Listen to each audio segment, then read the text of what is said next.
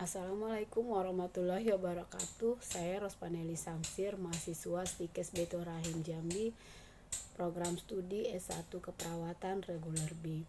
Di sini saya ingin menjelaskan tentang sistem pencernaan yang merupakan tugas mata kuliah anatomi fisiologi bagian akhir.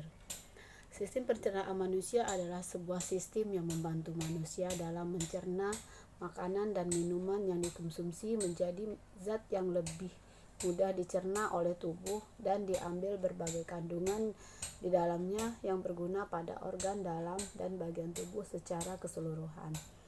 Saluran pencernaan makanan itu meliputi dari bagian mulut, lidah, kelenjar ludah, gigi, bagian kerongkongan, bagian lambung, bagian usus halus, bagian usus besar, rektum, dan anus. Baiklah, untuk sistem pencernaan pertama yaitu mulut. Di dalam mulut terjadi pencernaan secara mekanik dan kimia. Di dalam mulut terdapat gigi, lidah, kelenjar ludah. Struktur rongga mulut secara umum yaitu lidah berfungsi sebagai alat pengecap, membantu mendorong makanan dalam proses penelanan, membantu membersihkan mulut, dan membantu bersuara. Kelenjar ludah berfungsi untuk melarutkan makanan, memudahkan penelanan, dan melindungi selaput mulut terhadap panas, dingin, asam, dan basah. Kelenjar ludah ada 3 bagian, yaitu granula parotis menghasilkan ludah yang berbentuk air, granula submaxillaris menghasilkan getah yang mengandung air dan lendir, granula sublingualis menghasilkan getah yang mengandung air dan lendir. Dan terdapat pula 3 buah kelenjar salipa pada mulut, yaitu kelenjar parotis, sublingualis, dan submandibularis.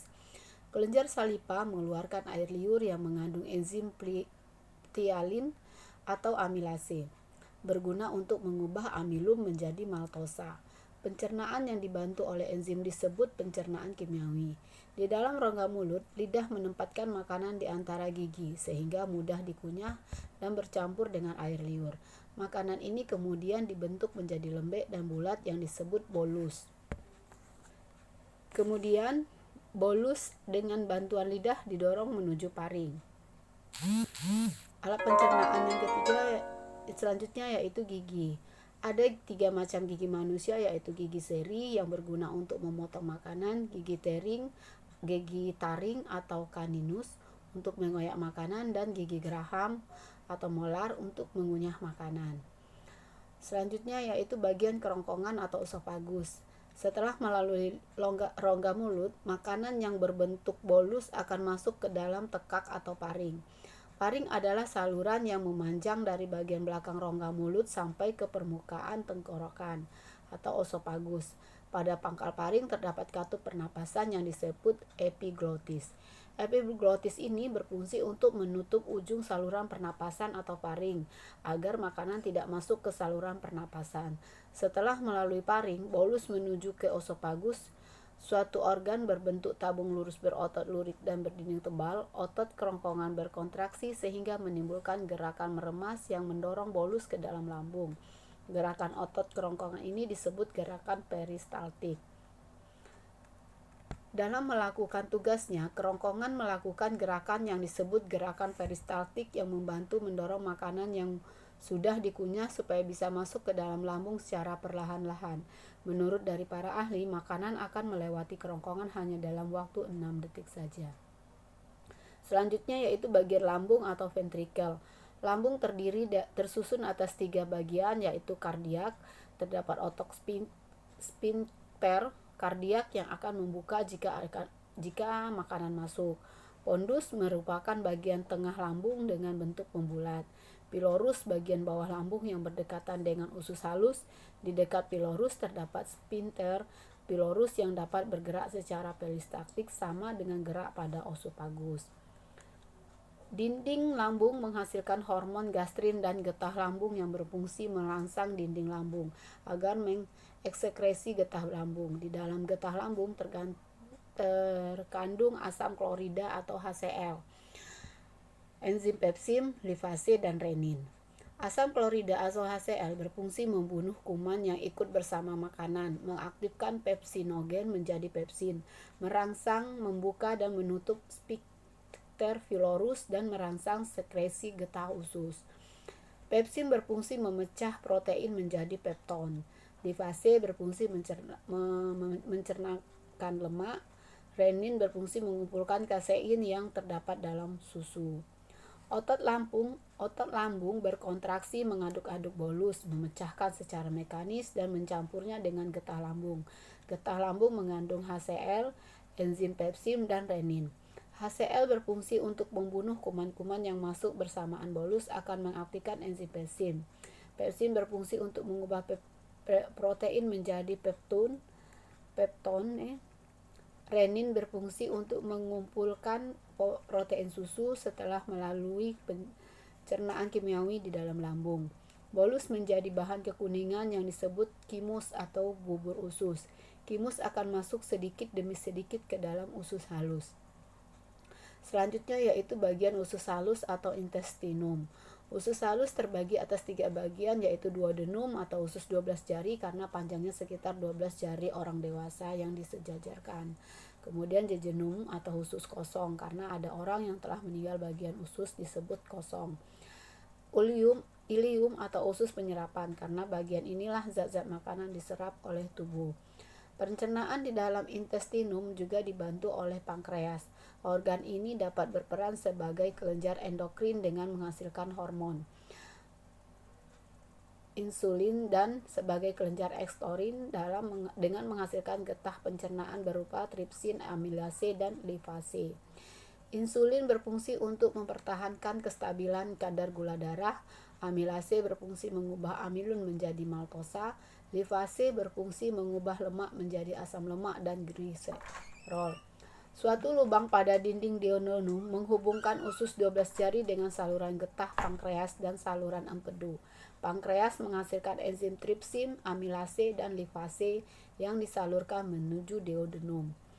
Tripsin berfungsi merombak protein menjadi asam amino. Amilase mengubah amilum menjadi maltosa. Lipase mengubah lemak menjadi asam lemak dan gliserol. Getah empedu dihasilkan oleh hati dan ditampung dalam kantung empedu. Getah empedu disalurkan ke duodenum. Getah empedu berfungsi untuk menguraikan lemak menjadi asam lemak dan gliserol. Selanjutnya, pencernaan makanan dilanjutkan ke jejunum. Pada bagian ini terjadi pencernaan terakhir sebelum zat-zat makanan diserap. Zat-zat makanan setelah melalui jejunum menjadi bentuk yang disiap diserap. Penyerapan zat-zat makanan terjadi di ilium, glukosa, vitamin yang larut dalam air, asam amino, dan mineral. Setelah diserap oleh villi usus halus, akan dibawa oleh pembuluh darah dan diedarkan ke seluruh tubuh. Asam lemak, gliserol, dan vitamin yang larut dalam lemak setelah diserap oleh villi usus halus akan dibawa oleh pembuluh getah bening dan akhirnya masuk ke dalam pembuluh darah. Kemudian bagian usus besar atau kolon. Di dalam usus besar, sisa makanan akan dibusukkan oleh bakteri Escherichia coli menjadi feses, agar sisa makanan yang masuk ke dalam kolon tidak kembali ke intestinum. Di perbatasan kedua usus tersebut terdapat klep yang bernama klep ileosektum. Di dalam kolom juga terdapat penyerapan air yang masih tersisa. Maka makanan sehingga feses menjadi padat. Feses tersebut melalui gerak peristaltik, kolon akan terdorong menjadi sedikit demi sedikit sehingga mendekati poros usus rektum. Akibatnya, timbul rangsangan untuk membuang air besar atau defekasi. Rangsangan itu disebut gastrolik atau feses akhir dikeluarkan tubuh melalui anus. Bahan makanan yang sudah melalui usus halus akhirnya masuk ke dalam usus besar. Usus besar terdiri atas usus buntu atau appendix, bagian yang menaik atau ascending colon, bagian yang mendatar atau transverse colon, bagian yang menurun atau descending colon, dan terakhir pada anus. Bahan makanan yang sampai pada usus besar dapat dikatakan sebagai bagian yang pada anus bahkan sampai ke usus besar dapat dikatakan sebagai bahan sisa Sisa tersebut terdiri atas sejumlah besar air dan bahan makanan yang tidak dapat dicerna, misalnya selulosa. Usus besar berfungsi mengatur kadar air pada sisa makanan. Bila kadar air pada sisa makanan terlalu banyak, maka dinding usus besar akan menyerap kelebihan air tersebut. Sebaliknya, bila sisa makanan kekurangan air, maka dinding usus besar akan mengeluarkan air dan mengirimnya ke sisa makanan. Di dalam usus besar terdapat banyak sekali mikroorganisme yang membantu membusukkan sisa-sisa makanan tersebut. Sisa makanan yang tidak terpakai oleh tubuh, beserta gas-gas yang berbau yang disebut dengan tinja atau feses dan dikeluarkan melalui anus.